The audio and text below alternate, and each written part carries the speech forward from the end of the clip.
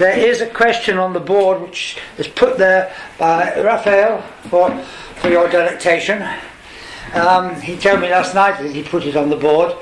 I refrained from coming to look at that before going to sleep. If multiplicity and unity is unity, then who are we? I would probably put it, if multiplicity is unity, then who the hell are we?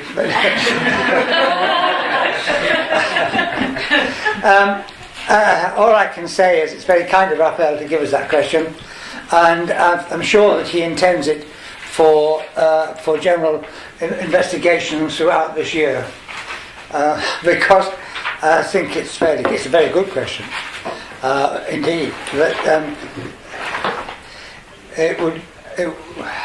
I wouldn't really know where to begin. Well, first of all, I'd ask the question: is this question a metaphysical question or a phenomenological question? I would then say if it's a metaphysical question, I've got nothing to say. If it's a phenomenological question, then how could we go investigating this phenomenologically? We would have to investigate the constitution of we. What is we? How does we appear? How is we constituted? I'd have to go into that phenomenologically. Lord above, this isn't easy. Various philosophers have worked on this. Husserl worked on this a lot, and it entails not just the world and understanding what subjectivity is, not the subject, but subjectivity, coming to experience that, but also intersubjectivity, and seeing that intersubjectivity does not mean there are subjects which then inter. The intersubjectivity seems to be a primary condition. Well, another way of putting it, it seems that people think it looks like we are we beings before we become I beings. But the I, and there's a whole load of stuff on the constitution of the I, how the I appears, and the relationship between I and temporality. So there's an awful lot of work on the constitution of temporality before we even get to the constitution of self. But then it turns out you can't just do this, because in fact you have to take into account the fact that we are bodily beings. We are embodied beings, and that is fundamental. So we're not beings with a body. The bodily part is actually intrinsic to us and fundamental. So this whole question of embodiment. I personally prefer the word incarnation, because embodiment can be a bit loose, but never mind. Some people don't like the word incarnation because they think it's got religious overtones, but it doesn't for me. But maybe it does to some people. But this whole question of the constitution, how objectivity is constituted for subjectivity, how that influences subjectivity, how the world is present in subjectivity, how intersubjectivity is primary, but you can't have that without embodiment, and so on. There's a whole load of stuff to go into here to get into this, and it takes a lot of sorting out. And needless to say, I can't sort it out. And Husserl did a great deal of work on this, as also did Merleau-Ponty and others. But it's a very important question. And it may be there's a much more direct way of going to it. I don't know. We might be able to make some kind of simplifications. But one thing's for sure, I see exactly how that question arises out of the kind of discussion we had. It's a natural question to say. And I imagine that you might have been thinking about we in the sense of here. Was that what you were thinking of? No, I was thinking about as human beings. As human beings, yeah. Yes, it's extraordinarily interesting. There's a great temptation to try to generalise, but in this case it's very hard, and everyone who comes up to this kind of thing sort of cracks their head on it. It's because we don't seem to grasp this remarkable, unique thing of subjectivity. Not the subject, like a kind of object, an object called a subject, but this whole thing of subjectivity, and this whole dimension of experience which we are, and which each of us uniquely is.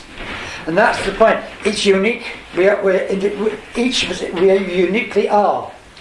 And yet we know that everyone in this room is having their own uniquely being experience, in the same kind of way that I am having or you are having. We can't know that experience, but there is this unique subjectivity, and temporality is somehow or other tied in with that too. So this is a massive question and a very interesting one, and so I'll leave it to your consideration throughout the year. It's really quite something. Now the other thing is that Camilo, is that how you pronounce it? Yeah. Has some questions about the nature of time, which he's been thinking about and formulating. Well, I really don't know if I can actually do an actual question without going into rambling and not saying anything. Because I've been, like, last night and this morning trying to pin down how to actually say something, and actually wrote a lot, which probably makes some sense. So, I don't know, like, after the whole experience we've got, I don't know why recently I've got this problem with time. I just feel that time, it's not a physical thing, in that sense of way. And since we started the class with you, you went into going into the phenomenon of the experience, right? Of what we are experiencing, of, say, the plants, the color, whatnot. So I was just thinking about time. So how do we experience time? Because I feel as if there was no experience of time, as if it was just a construct of our mind to separate the world, the whole world, into different parts of time, or units. Different units of a whole more timeless experience. So I just tried to figure this out. I don't know. It's been really complicated in my head, but I feel that there's contradictory ways in which time flows and meaning flows. You could say, when you go deeper into meaning, you get away from time, and when you go deeper into time, you would go away from meaning. And then, as you would say, I'd say time goes further downstream and meaning goes further upstream. And I just believe, for example, there is a clear example of how time depends on our meaning. For example, if I go and watch a movie, a really, really good movie, time flies by. But if I go and watch a really bad movie, the time goes just extremely slowly. And the event, the sensory experience, is exactly the same.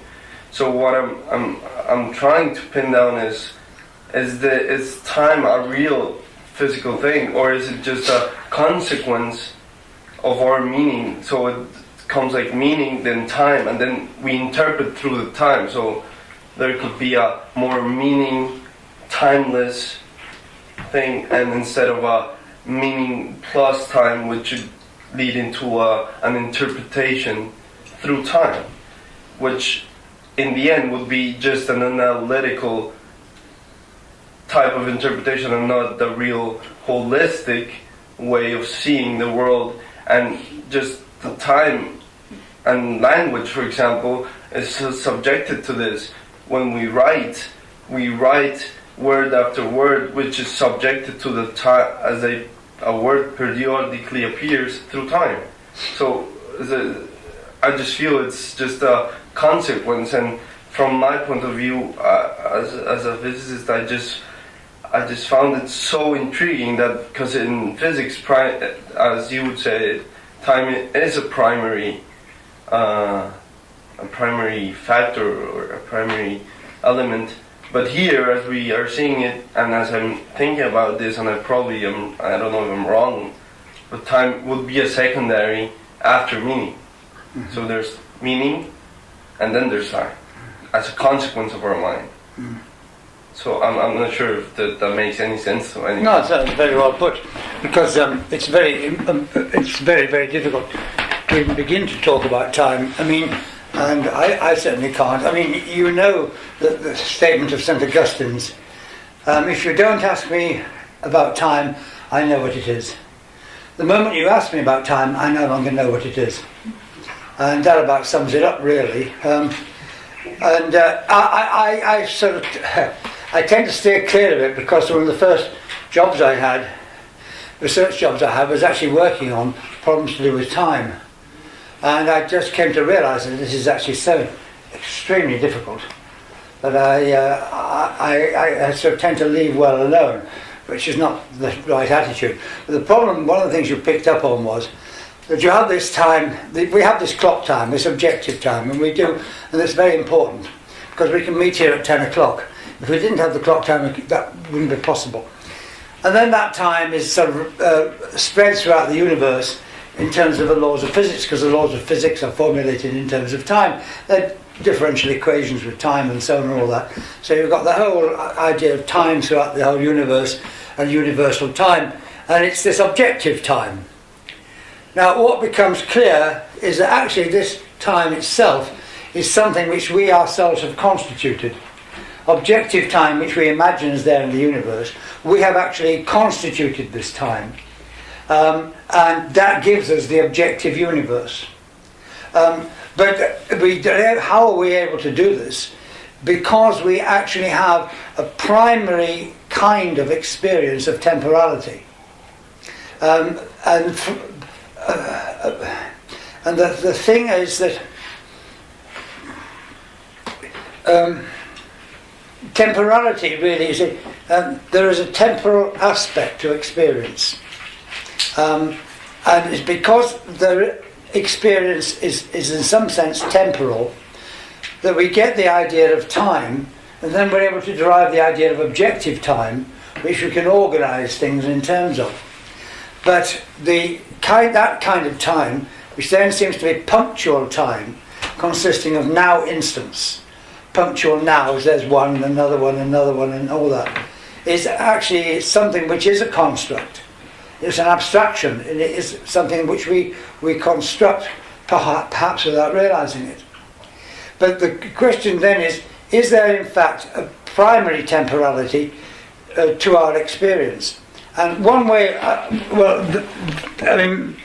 it's quite subtle, but you'd want to look at the temporality of lived experience. See, when we talk about objective time, we're already talking about time based on objects that are there. But as we've seen in phenomenologically, we don't start there. Instead of starting, as we saw, with what is seen, we could express as an object. We have to go back upstream into the experience of seeing what is seen, and then we find that object appears as something rather different from what it appears to be if we just start with it. Well, if we just start with objective time, we're down at that level. So what this seems to imply is that we have something to discover about time which is prior to this, and that is the temporality of lived experience, not the time of the objective world or objectified experience, i.e. we're all going to meet here at 10 o'clock.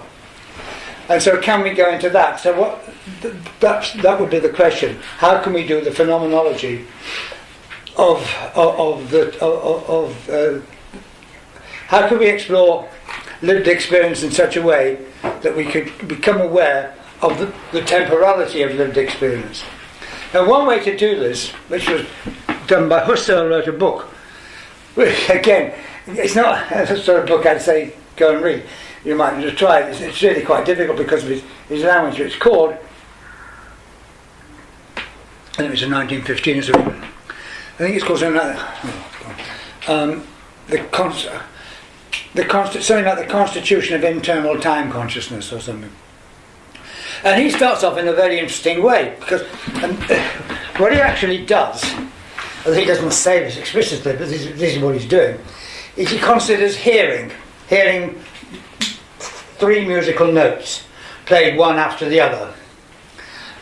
It can be any notes you like. In fact, the ones that he actually mentions is C, D, E. It doesn't have to be C, D, E, it can be anything.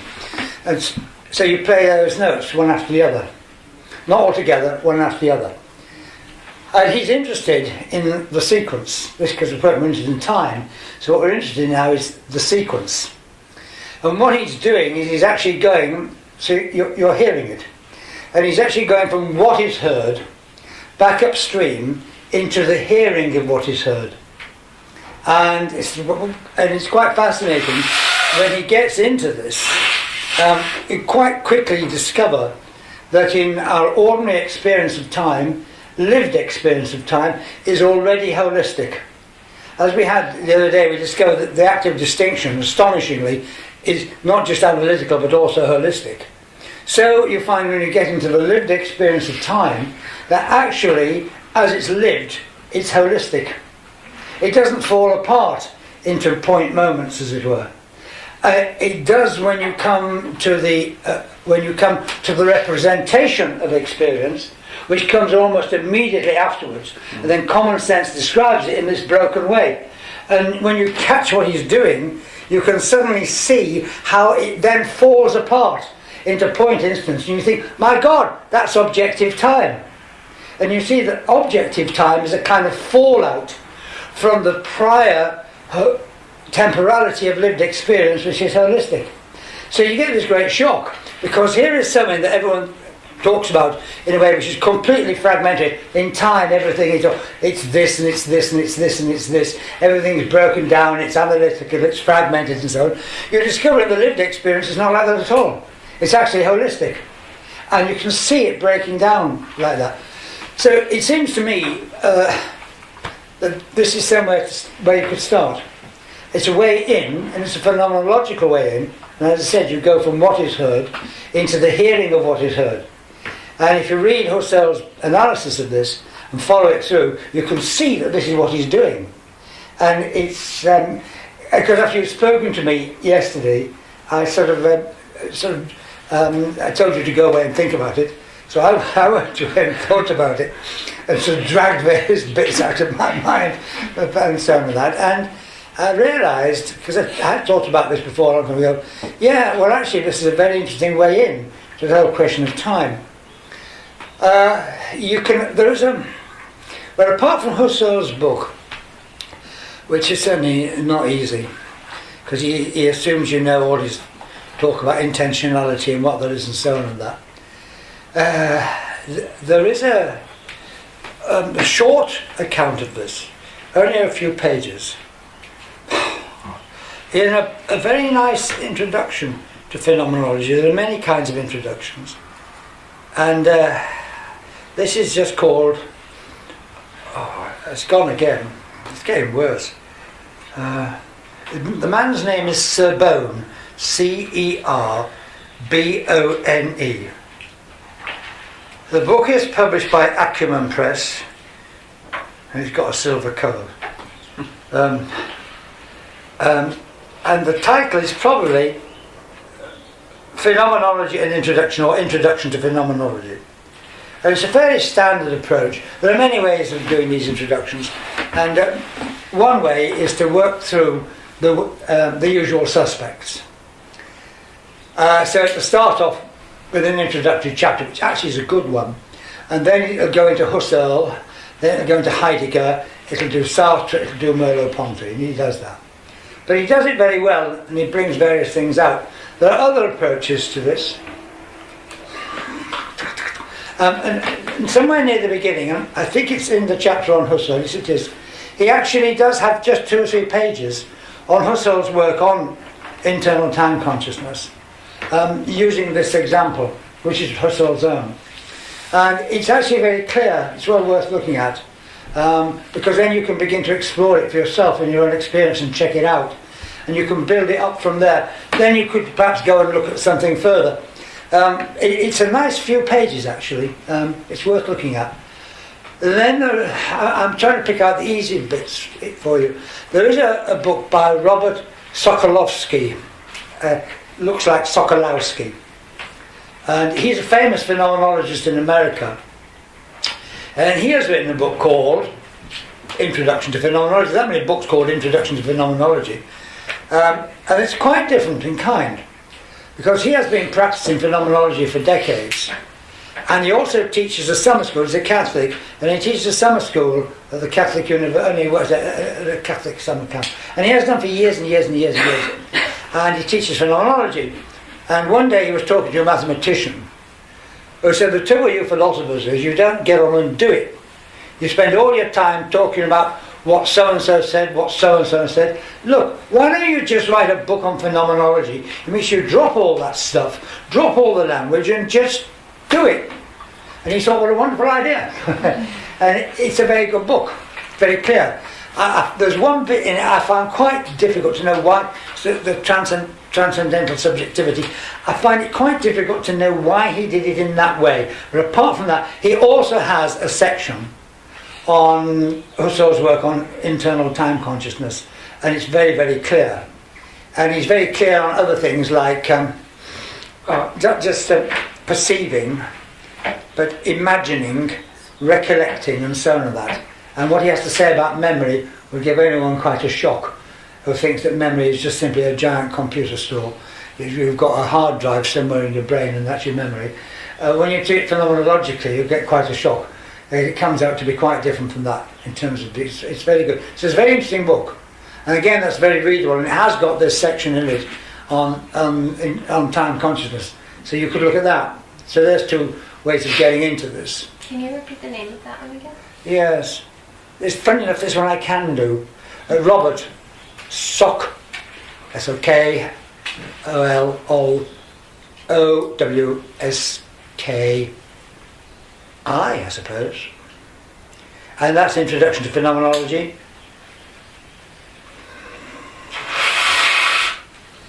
Yeah, it's a nice book. Is that? But as I've said before, with this kind of thing, you can't bring to it the computer mentality, or let's say, get a website up, yeah. Oh yeah, you got that. You can't do that. You have to actually really go into this with time, and then forget about it, come back to it, forget about it, come back to it. You know, that's the sort of thing you have to. It's a different kind of approach. You can't just whiz through on what's that thing, Wikipedia, or whatever it is. You don't get anywhere that way. But it's there's some nice stuff. It's a good question you brought up, and you could follow this up because when you spot it, you know, when you spot the holistic quality, which is actually sitting there right in front of us with our experience, you think, bloody hell, how come I missed that? You know, well, you missed it because it's actually a lived experience. And what you take to be the common sense description of experience is actually a description of lived experience as it has been lived and not as it is being lived. And so that's why you missed it. And that's where you find your objective time. Now the other thing is, Merleau-Ponty has a very interesting chapter on temporality and the constitution of the sense of the self, because this is also tied up with this. And that's in the phenomenology of perception, but that's not easy. I think there is an interesting chapter. There's a small book by, oh, God's sake, Eric Matthews, two T's. Matthews are two T's. And it's called Merleau-Ponty for the Perplexed. There's a whole series of these things. And it's quite good. And there's a chapter towards the end there. It's the chapter which I think is called the Cogito, because he's Frenchman, so they always have the Cogito, because Descartes, Cogito or something. And that's on the constitution of the self, and I think temporality comes in there. And Eric Matthews has also written a bigger book, a bigger version of this Guide for the Perplexed, which I'm not familiar with, in the sense that I can't tell you. I have a copy, but I can't tell you where in that book this occurs, but it will do also. Again, the chapter in Merleau-Ponty is very interesting. Merleau-Ponty is a very difficult philosopher. As the two of these guys, they're just very difficult. So that will also be useful. It gives you things to follow up on. And it's quite interesting, because then you begin to see this whole question of the constitution of our our sense of self, how this is tied up with temporality and so on. And you have to first see the constitution of temporality and the difference between that and objective time, and how objective time and then the time of science arises from the primacy of the lived experience. And as they say, take it from there. That's it. So there we are. That's that. Thanks. Okay. Now, there was a couple. Well, I wanted to say something a bit more. We'll have some more questions later. What time's the coffee break today? Well, it's up to you. Because Melanie is going to play Beethoven All right. in the coffee break because I asked her to. Well, we could do it earlier. It's up to you. Well, it depends. She would say around about 11. Yeah. Because she's downstairs. She's going to play some Beethoven, Right. which I'd quite like to hear. Mm. And interestingly enough, we can do your experiments on this. Practical arrangements have been made for you to start now. Yes, with Beethoven. Wow.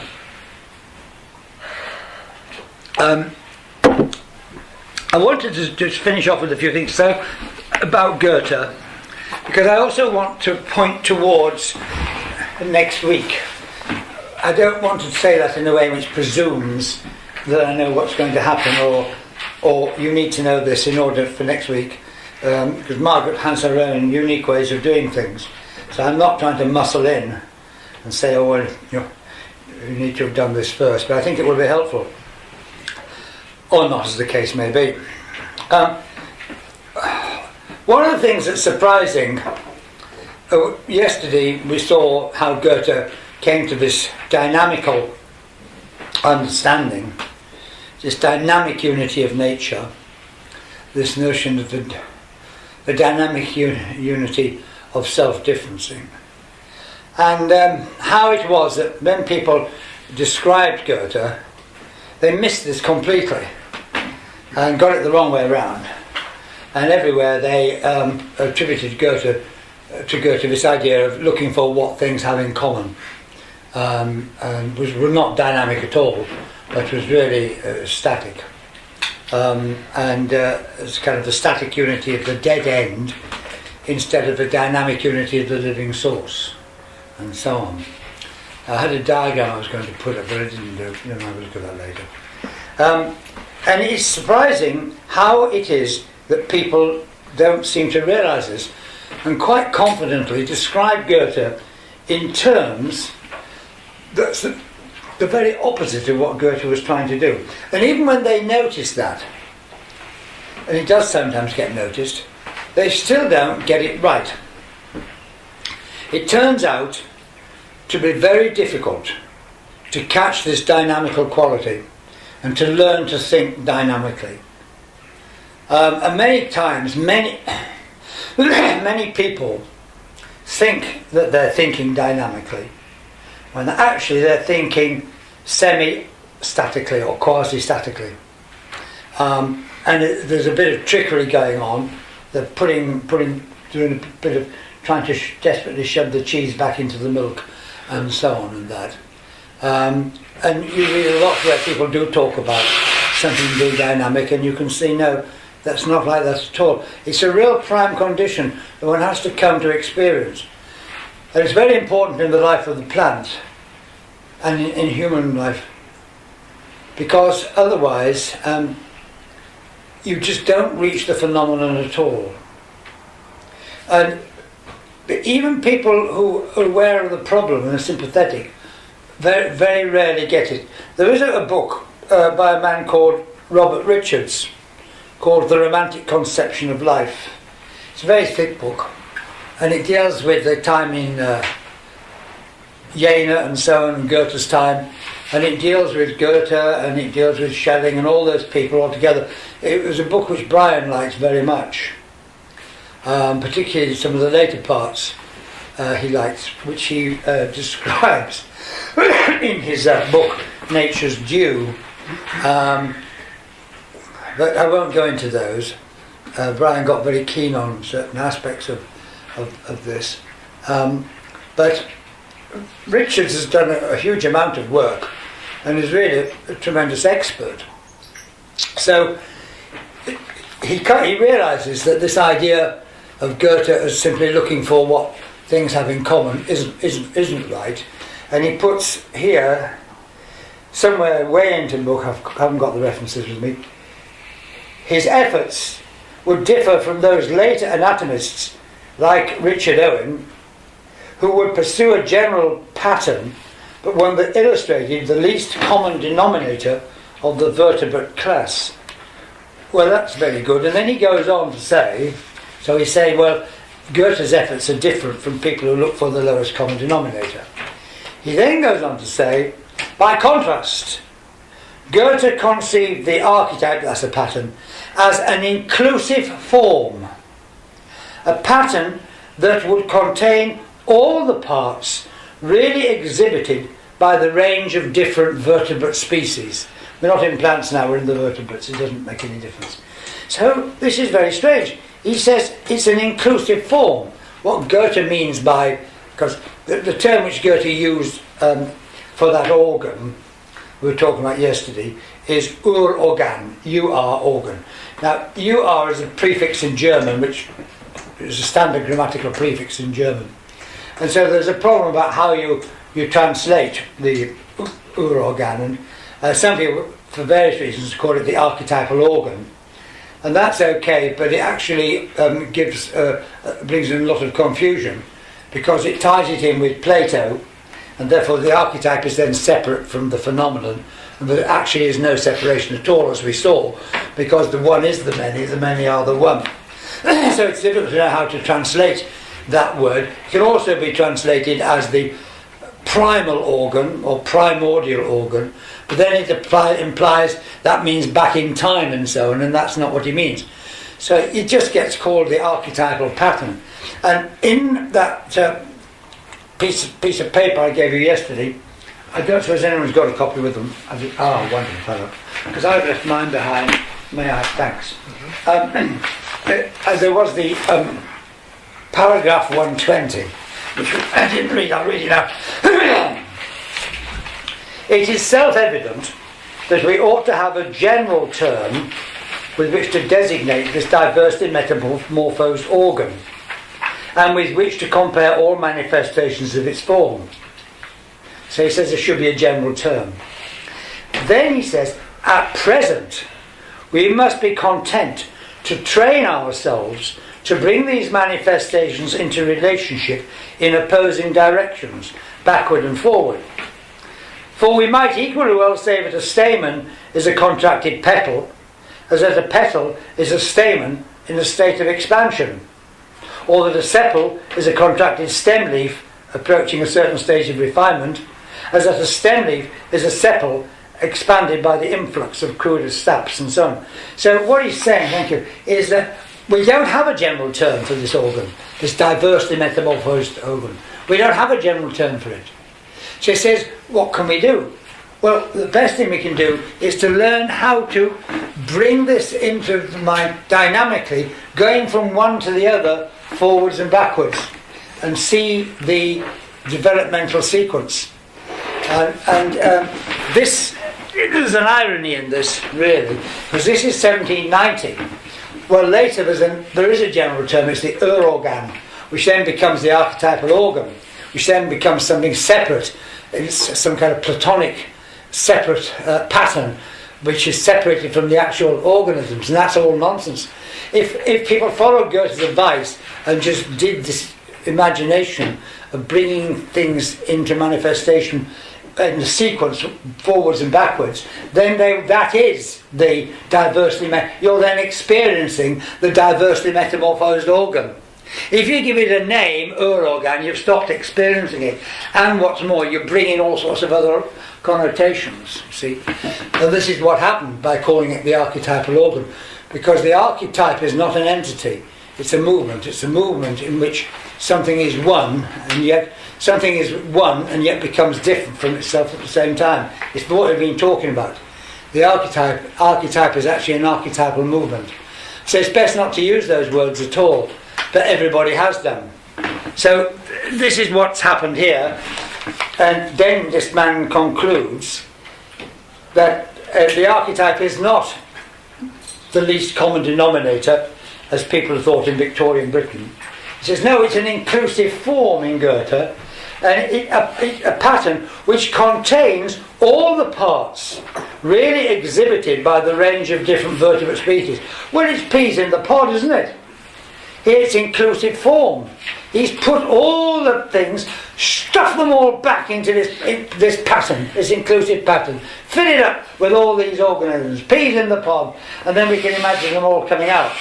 So, although that's an improvement on the minimal form as the lowest common denominator, it doesn't actually bring us to a kind of thinking which enables us to think of something in its potency to be otherwise. This hasn't got any potency to be otherwise. It's got no potency at all. It's all there already.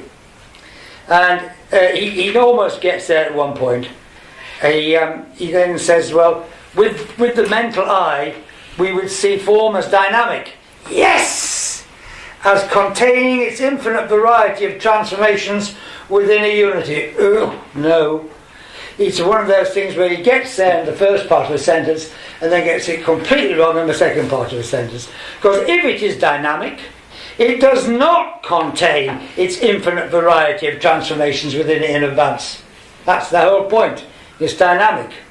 And therefore it will respond under circumstances out of its own potency to be otherwise, becoming different in order to remain itself by producing self-differencing forms of itself. All the way we've been talking, that's dynamic. And if you don't get that right, then really the whole thing, you end up cheese to milk, and it just doesn't work. Now, this guy has spent decades of his life working on Goethe. He's a very honest man, because in the book he has a footnote here, and this doesn't come to about page 300 and something.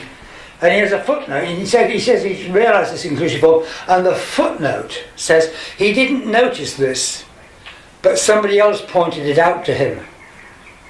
And the man who pointed it out to him is a very famous man who's writing this massive multi-volume biography on Goethe. He's at Oxford, and his name I can't remember. Begins with B. And so he's honest. He says, well, I didn't notice this, but so-and-so pointed it out to me.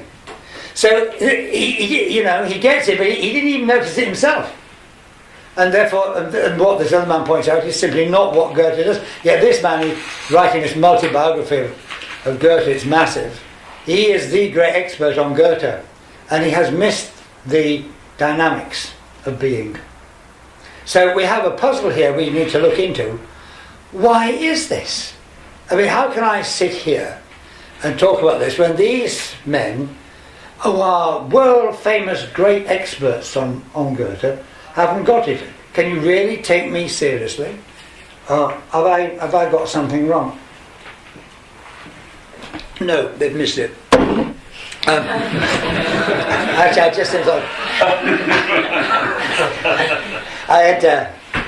I was in America a couple of years back, and I was persuaded to go and give a seminar in a particular place upstate New York. And it was okay, but there was the various people who'd been invited. It was a kind of private. Craig arranged it. It was a nice morning, actually, and because it's Craig, it worked out well.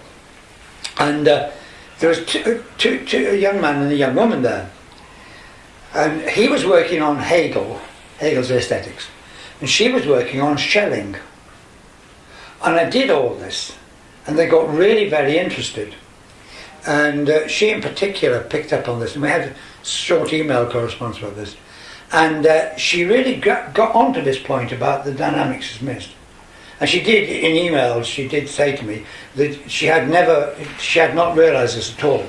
And it had changed her whole view of Schelling and everything. So it was a moment when there was a communication.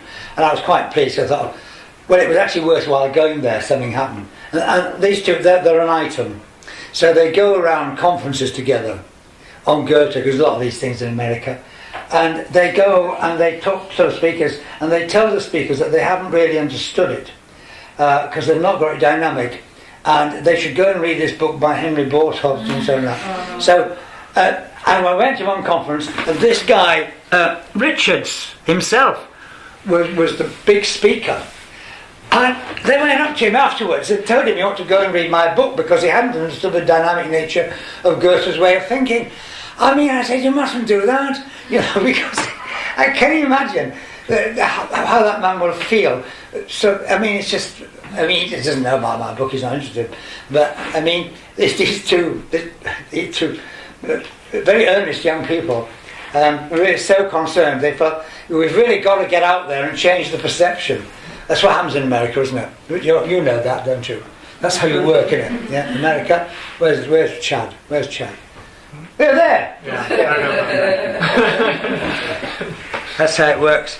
So my name is, if he remembers it, my name is Mud, with this guy, Robert Richards. The question is, how can this happen? How can there be this failure? Is there something important in this? Something that helps us to understand something? And the answer is yes, there is, and that's why I'm bringing it up, otherwise it wouldn't be of interest. First of all, the failure to recognise the dynamical quality of Goethe's way of thinking is certainly, at least in part, a consequence of the dynamics of thinking itself.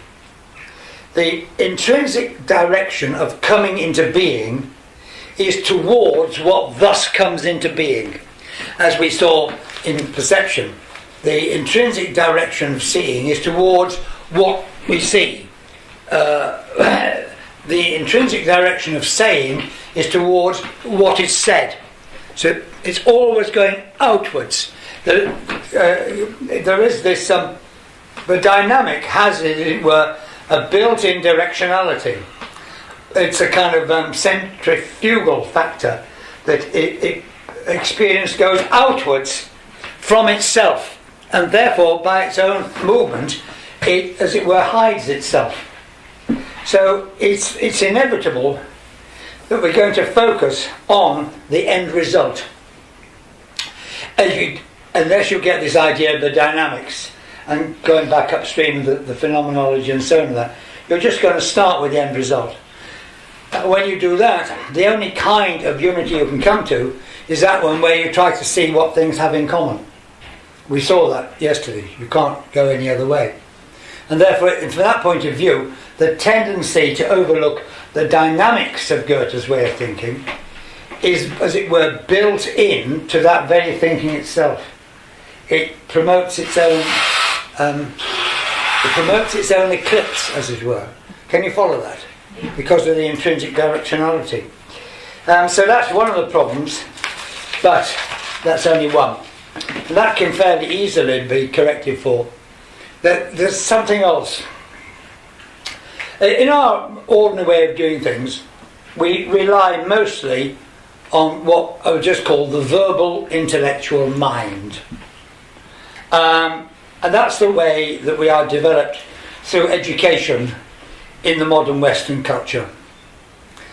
Now Goethe emphasises that the intellect focuses on things that have become.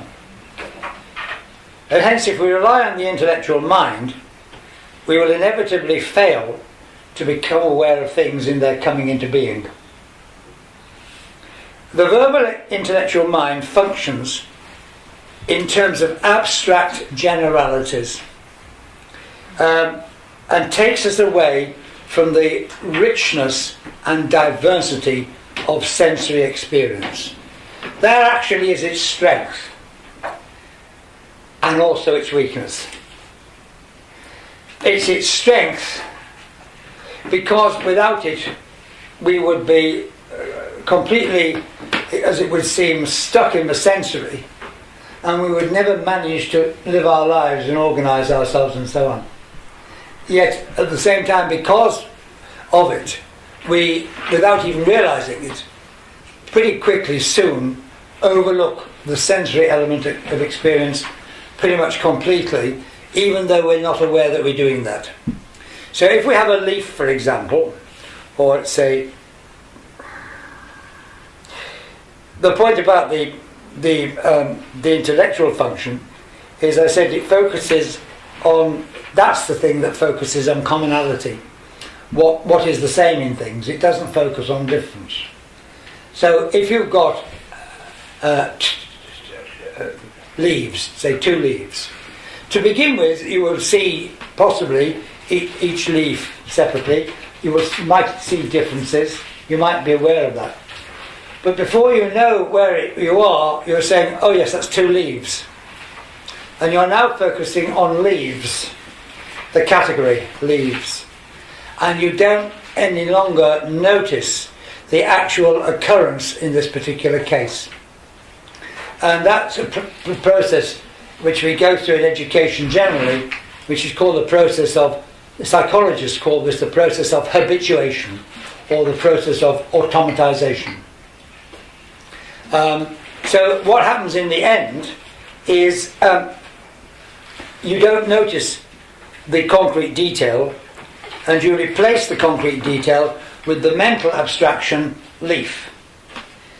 And in fact, so our attention is transferred from the sensory to the abstract category. So much so that in the end we begin to experience the category itself much more than we experience the concrete instance. And in fact, we pretty quickly tune out the concrete instance and just the category, the concrete instance only serves a trigger function. It triggers the category. And we experience the category, not the concrete instance. But we don't realise we're doing that. Now, experiments have shown how this works. It's a very famous experiment by Brunner and Postman. And what they did is called the anomalous card experiment. They had a machine which put up onto a screen images of playing cards.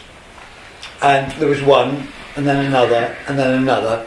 And the machine had a device in it, so that you could vary the time between, of the time each card was up for, and the time between, and so on.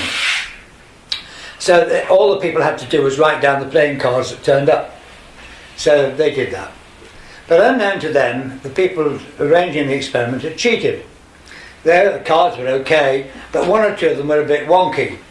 So, for example, they would have a red 4 of spades. Well, spades is black, so there's no such thing as a red 4 of spades. And there were several of these things. And so when it was over, they checked through the lists, and they expected that they'd simply find everything there, people put it down. But no, they didn't see, these anomalies weren't picked up at all. Where it stood red 4 of spades, they'd put 4 of hearts. And so the experimenters thought, well, what must have happened is they must have seen that and thought, well, that's not right, I'll put the nearest thing to it, 4 of hearts. But as they gradually interacted with the people and did more and more of these kind of experiments, they began to realise that this wasn't what was happening at all. And what they did was they slowed it down so it was there longer before it changed to the next one. And people began to get very agitated, jumpy, some a bit fearful, panicky, some angry, and that was because a mismatch had been produced in their experience, but it hadn't yet become conscious. And they said to them, hey, what the hell's going on here? What are you guys doing? And they hadn't seen what it was yet. And then they showed them what it was. And that enabled them, oh, it's that all. And so on. That. Or else they got really annoyed. Said, you shouldn't have done that to us. But the point is that at that moment, it's a weird experience, and people who've gone through this, even knowing all about it, say it's weird.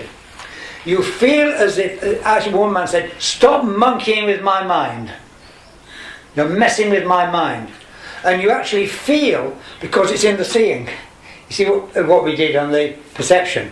You're seeing it. You see the 4 of hearts where there isn't one, but you see it. And then something happens to begin to make this apparent. And you don't experience it out there. You experience it in your mind. That someone's got into your mind and is doing something inside your mind. And that is a very, very fearful experience. It's very panicky. Panic-inducing. It is not nice. And then it's okay once you explain what it is, but you can feel stressed by it and may respond with anger or whatever. So that's what happened. And so they realised then that actually these people were not seeing the concrete particular, and they weren't seeing the concrete particular, and then saying, well, I guess I'd probably put the nearest thing to it, intellectual process, you see, four of hearts. They were seeing four of hearts directly, which wasn't there. And so what they realised with this was when you are habituated, because packs of cards are a standard thing to which we're habituated, what you actually see is the category, as they called it, it's their name for it, and not the concrete instance. But because of the way you see it, like we see the giraffe on the screen, you think you're seeing it out there, and you are seeing it, you're not. The instance has triggered the category. You then experience the category and think that's the concrete instance. And that's the process of habituation. That's how the verbal intellectual mind works. So, because of the way we've grouped, this is the normal procedure. It's called, there's a name for it. Automatization, habituation. The normal procedure is this. Of course, this means we can get on with our lives.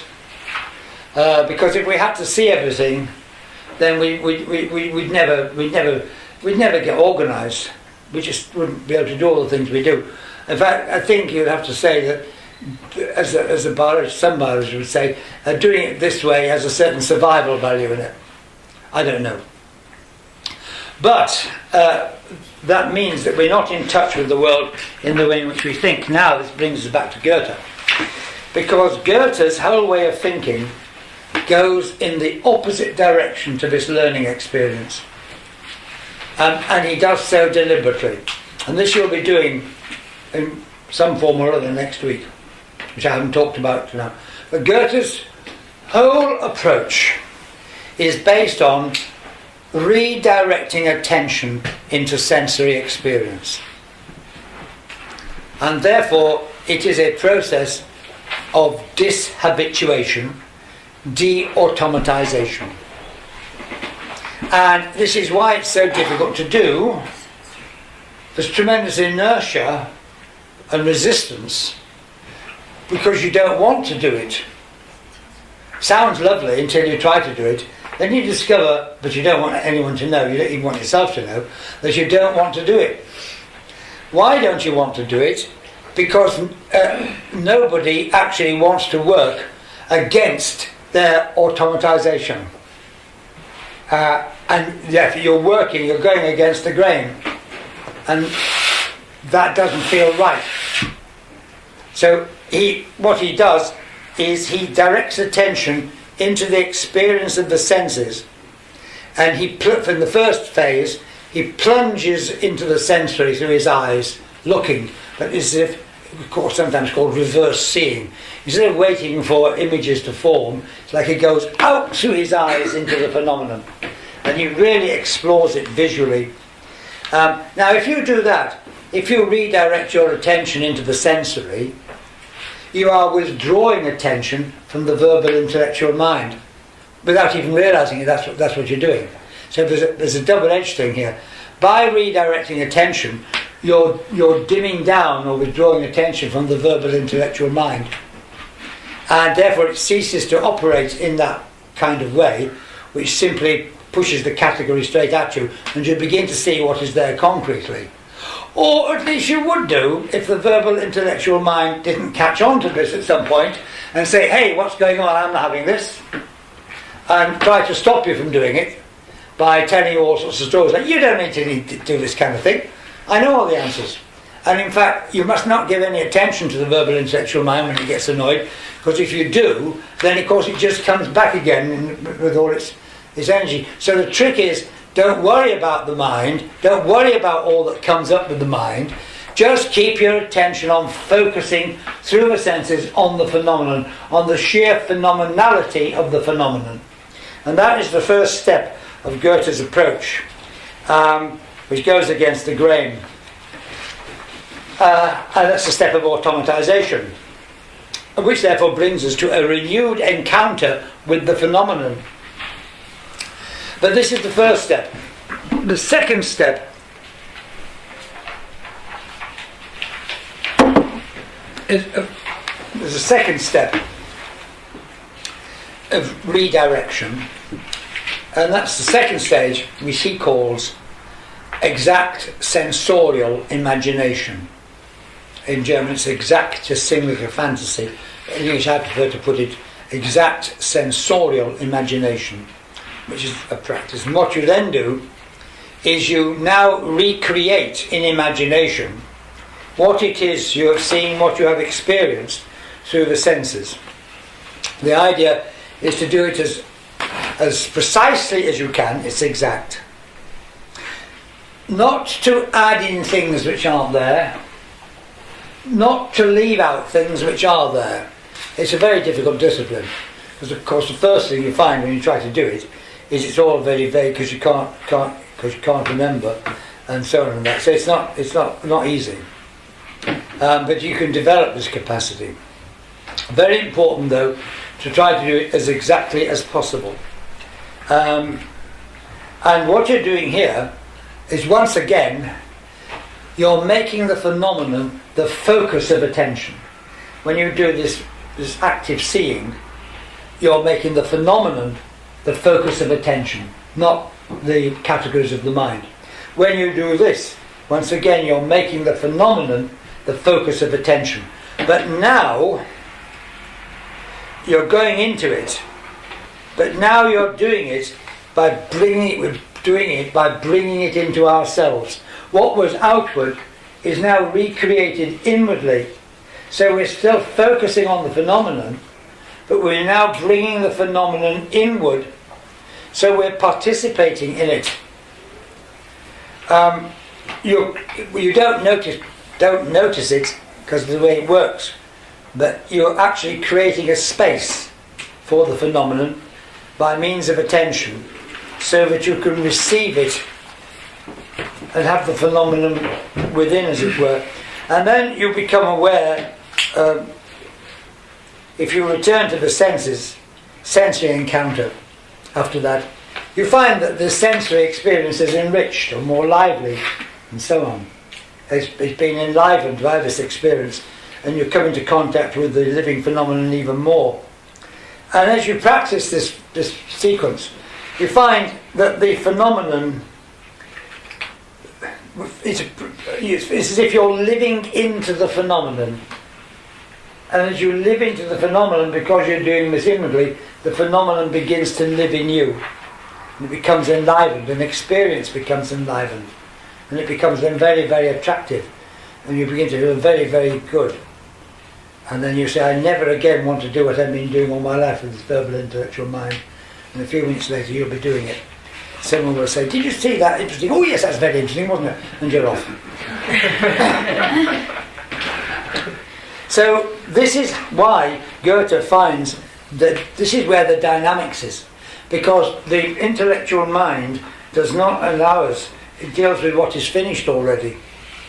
And by doing this, with the sensory mind, as it were, we come into contact. It's the senses which come into contact with what is living. The intellectual mind does not come into contact with what is living. So the sensory enhancement brings us into contact with what is living. Therefore we come into contact with the dynamics, because what is living is dynamic, and that's how we reach the dynamic, through this kind of experience. And that's how Goethe came to this. And so that you can see that if your person's sitting in a university and he's writing books and so on like that, then he's not doing this because, my goodness me, he's relying very much on his verbal intellectual mind. So he's not practicing what Goethe did. And if you don't practice what Goethe did, even for a little bit, you're not going to come to the experience of the dynamics. And therefore, you're going to hunt around for what Goethe's talking about. So either he's talking about the least common denominator, or it's an inclusive form in which everything is in there in advance already. The real dynamic you can only come to through something which enlivens your experience, so it begins to come into contact with what is living instead of what is dead. Then you begin to experience the dynamic, and the real dynamics. And that's really the key to Goethe's work. And he works in a way which is unlike anybody else.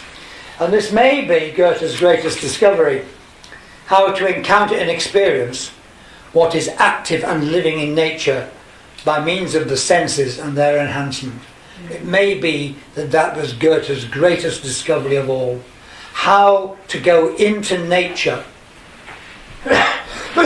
So to encounter in nature what is active and living through the senses, instead of remaining in contact only with what is already finished, relying on the intellectual mind. It may be that that is the most important thing he did. And to finish off, we're never getting there. It actually goes against the grain of the whole development of Western science from the 17th century onwards, the whole aim of which is to withdraw from the sensory world as much as possible into the mathematical. Although this is the time when people explored the world as revealed by the senses, in their understanding of this, they reached a kind of science which went away from the senses. And in fact, at the end, they not only did that, they started to deny the senses and to say that, and to downgrade the senses in favour of what the rational thinking, the intellectual thinking, the mathematical thinking particularly would do. Now, I haven't got time to go into this. One of the things I sometimes do is I spend time going through a potted history from Copernicus to Descartes, showing and giving many of the statements they made, which are a great shock to people when they just simply continually advocate not trusting your senses. Trust what the mind tells you, don't trust the senses. And this is a great shock to people because they think modern science began when people started to trust their senses. They used their senses to find things, but they didn't trust their senses to tell them the truth. And so the whole tenor of modern science has been to go away from the sensory. And it's been very, very successful. But you can do that, you can go away from the sensory. The other side is that they then start downgrading the sensory, saying this is inferior. Common sense. Yes, and this is actually, that's not required. You could do the mathematical, and you could say, I'm not going to pay any attention to the sensory. But you can do that without saying, because the sensory is rubbish. But unfortunately, that's not what's happened. So Goethe really is, therefore, in terms of history, he's a very remarkable figure because he actually goes completely against the whole trend. And it's not, it doesn't work when people try to study Goethe as part of a tradition. What he actually does, and I haven't got time to go into this, he rediscovers the way people encountered things in the Renaissance and so on, and I won't go into that. Not anyone, but there were people at the time who had this same notion of bringing the world within, so that which is living in the world will live in us. People like Ficino, Picadillo and Miranda and so on had this notion in their own way. But it's this which brings us into contact with nature. And that's the last thing I want to say. Because modern science withdraws from nature. It's called the science of nature and natural science. But actually, it removes nature. It reduces nature to matter.